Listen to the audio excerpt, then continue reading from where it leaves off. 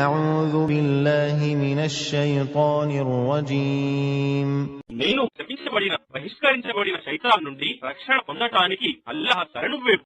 إنك لا تهدي من أحببت ولكن الله يهدي من يشاء وهو أعلم بالمهتدين.